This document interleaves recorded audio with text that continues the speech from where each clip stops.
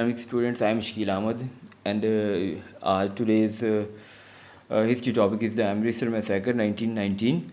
So, in this regard, we will discuss a few things related to our previous topics, that was the Rowlatt Act. Uh, uh, when the Rowlatt Act was passed, you have already stated that there were mass strikes and demonstrations across India. So the strikes and demonstrations caused the British to ban anti-government or anti-British publications and to forbid public meetings. Furthermore, two nationalist leaders, Dr. Satyapal and Dr. Kichlu, were being deported without any trial. Uh, some more events happened and incidents happened due to which the conditions got more worst.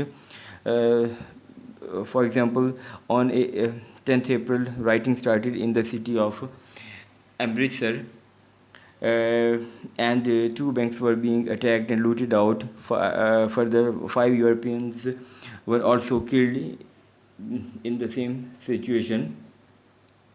British General Dyer had been posted to control the situation and to restore order and to keep peace over there. So he banned all the meetings in the city and was angered when an estimated crowd of 20,000 people uh, um, gathered for a peaceful demonstrations at a public park, what was called Jallianwala Bagh, and it was located in Amritsar. The park had uh, only narrow entrances and was surrounded by all the four sides with a boundary wall, which was 5 feet high. So, General Dyer had posted his troops at the entrances, and without warning, he fired on the unarmed crowd of men, uh, women, and children. The troops fired over uh, approximately 1600 rounds, and in that firing, many of the people were being killed, and estimate suggested around 400 people were killed, and more than 1200 people were wounded or injured in the panic to run from the bullets.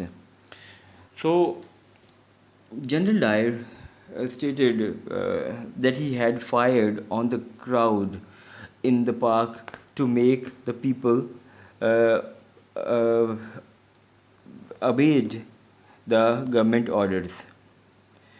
Um, in Amritsar, men were flogged in public and made crawl on hands and knees down a street. In Gujranwala, uh, a crowd meeting was bombed from the air.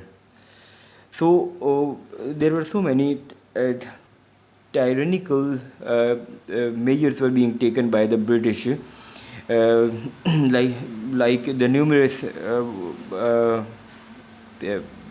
people, they were sentenced to death or exile or imprisonment to just to maintain order. So later on, a special inquiry was being filed against General Dyer regarding his orders to fire on the unarmed crowd in Jallianwala Bagh.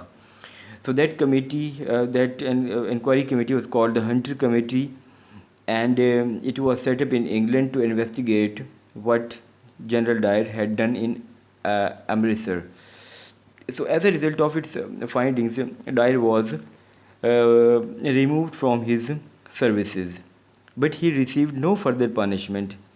Um, and in the eyes of many Europeans, he was a hero.